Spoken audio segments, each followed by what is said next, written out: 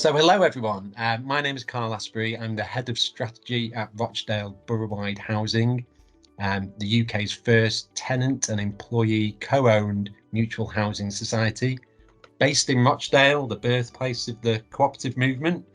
And I'm very, very pleased to welcome Gillian McFee to the first of a series of short chinwags, fireside chats. I'm not sure what we'll call it yet, something along those lines, an informal chat with thought leaders over the coming year on the power of mutuals, the difference mutuals can make, importance of members, and hopefully maybe along the way some reflections on how we can collectively address the significant challenges we all face to help current and future generations to thrive. But it will be fun. So I'm very, very excited to hear your insights, Gillian. So without further ado, would you do me the pleasure of introducing yourself? Yes, well, thank you, Carl, and thanks so much for reaching out to me, because I really do have fond memories of being over in Rochdale and meeting with your members and with Gareth in 2018 when I led a study tour to the UK to examine some of these mutuals that had spun out of local government. And so I work for the Business Council of Co-operatives and Mutuals in Australia, which is the peak organisation for co-ops and mutuals. And we work in every sector of the economy, but my special role is around strategic advice on social care mutuals, which is what Rochdale is. So that was my introduction to Rochdale, and then last year in another role I have, which is as a board advisor to Common Equity Housing, which is not dissimilar to Rochdale. It's involved in social housing and cooperative housing. I organised a case study not dissimilar to this, where we had an exchange with the members and with your members, which was really beneficial. Oh, fantastic. So Gillian, what kind of stood out from your visit to Rochdale and your interactions with Rochdale Boroughwide Housing? Was there anything in particular? Yeah, well, there were quite a few things that impressed me. And the first thing I remember is when we arrived, we were greeted by the members and they were really enthusiastic. It was at the time when you had developed your strategy before the one that you have now. And before we did any of the official business, the members took us on a tour of the staircase to actually appreciate your history and how your strategy fitted in with that. So that was my first recollection, and it just was so impressive. I think the second thing from that meeting, that study tour meeting, was just to see your membership model in action. You know, your big idea about your multi-stakeholder membership, with your members being tenant owners and employee owners, where you get that healthy tension going between the employee members and the tenants, was really very interesting to watch.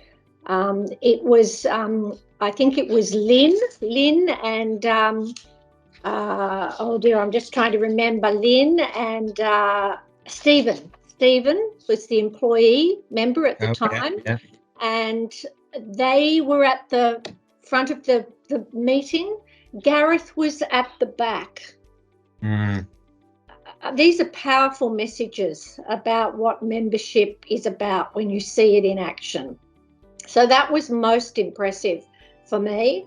And I guess the final point to highlight, and it gets back to my first impression about the staircase, was I'm going to say simplicity, but simplicity and power of RBH's communication style. I mean, your website is amazing.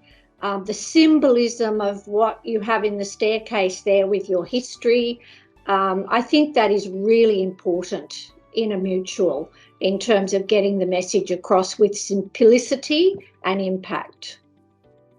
Oh, brilliant. Yeah, no, I think it's really interesting. You touched upon the kind of history of RBH itself, but of Rochdale more generally.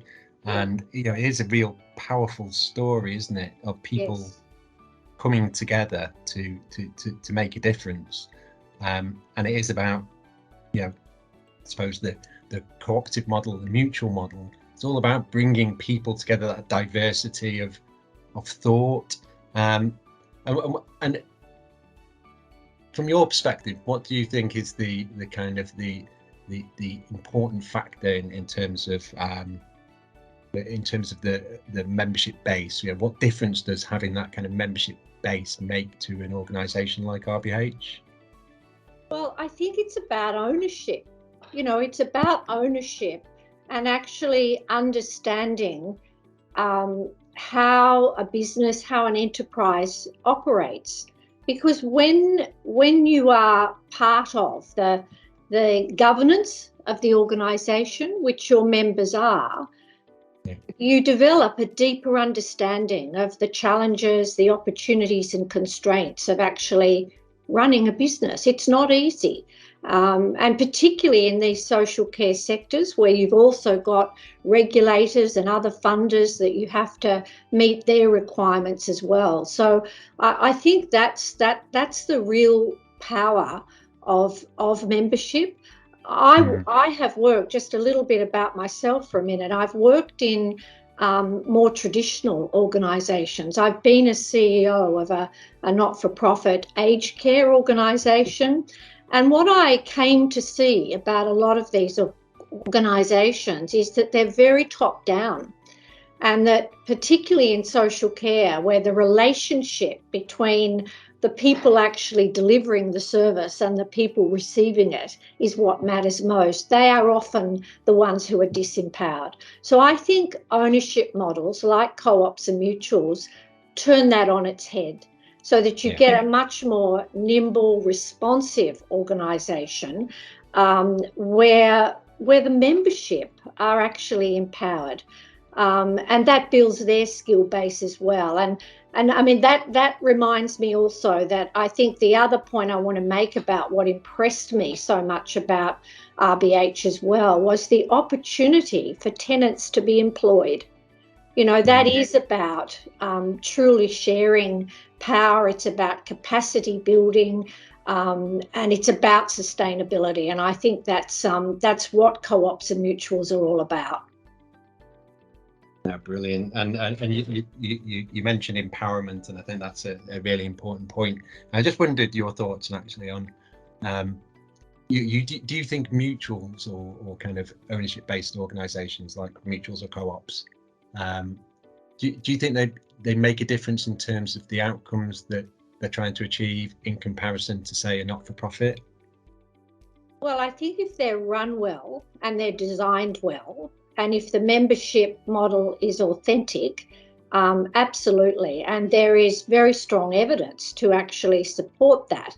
And it is about employee engagement, workers' engagement, particularly in employee-owned organisations. But in your case, you've got the consumer engagement as well with your tenant members. So this is all about driving quality and fair and just services and good jobs for people. So when you get that design right, and when it's authentic and not tokenistic, and where you work through those challenges, and we all know there are challenges in a co-op and mutual model. It takes time and it takes investment. You most definitely get those better outcomes. The jobs are better, they're fairer, they're more enjoyable for the employee members because they feel engaged and involved. And for the tenants, it's about trust. It's about understanding. It's about good services. It's about a home for life and good quality housing experience. That's what comes with a membership model like yours when it's working well. Yeah, no, I think one of the things which, being relatively new to RBH, is that that collective work, tenants and employees coming together to kind of share the burden of the challenges that we face and understanding different perspectives and having that diversity of thought, and it's really powerful. Yes. It doesn't make the challenges go away, does it? But it's actually, it's actually sharing that challenge and understanding different perspectives, which is really, really powerful. And approaching that relationship with authenticity as well, and a belief that by working through the challenges, you will actually get to a better outcome. I mean, there's no doubt there can be some real frustrations in working through those relationships and differences of opinion, and particularly when new members come on board and perhaps don't fully understand the model and how it works. So yes, that the engagement approach is really very important. And so any final reflections on what do you think, can you see, looking out to the horizon, what's next, do you think, for mutuals and organizations like RBH? Do you see it as a growing movement and the kind of right model to take to face these kind of big challenges around inequality and climate change, or do you see challenges in terms of actually the for-profit sector, for example, kind of railroading some of that?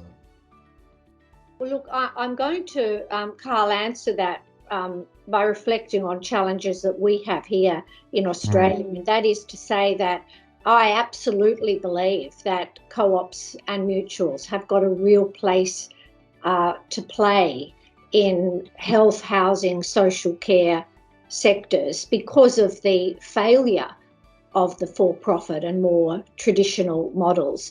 We've just had a very significant review, Royal Commission, of our aged care operations in Australia, and absolutely damning findings, particularly in marginalised communities, in rural and regional areas, with our Indigenous communities, with young people living for far too long in nursing homes because there's no other appropriate housing and support alternative. And the Business Council of Co-ops and Mutuals has successfully put a case to government about establishing what will be Australia's first cooperative mutual development program to actually address these issues. So I think that this is the way, and it's particularly the way in some of the areas that I just described to you, where it is just so clear that people who have the greatest need and who are missing out are not getting the services that they deserve. So I don't know whether that resonates for you, but when I think about the cooperative identity, the cooperative principles, what it means to actually faithfully apply those principles and those values, it is about solidarity, it is about awareness, it is about justice. And when those values and principles are the underpinning, the bedrock of how people behave, how the organisation is designed, very different outcomes and much higher impact comes from those kinds of organisations. So absolutely, I believe that there is a future. But one closing comment I will make, and that is that I do think the challenge for, I would imagine the challenge for a mutual like RBH is how big do you get? I think the question of size is very important. And so what we're starting to examine now is how do we have digital cooperatively owned platforms that actually help smaller co-ops foster and develop and thrive in local communities. So it's more like a networked model. And we talk in Australia about a secondary co-op, where the members are the smaller co-op. So I think that's a challenge and an opportunity, and it's something we are trying to anticipate here in Australia before we get started. I think it's something quite unique in the social care and housing sector, and so that I think is something to think about for the future.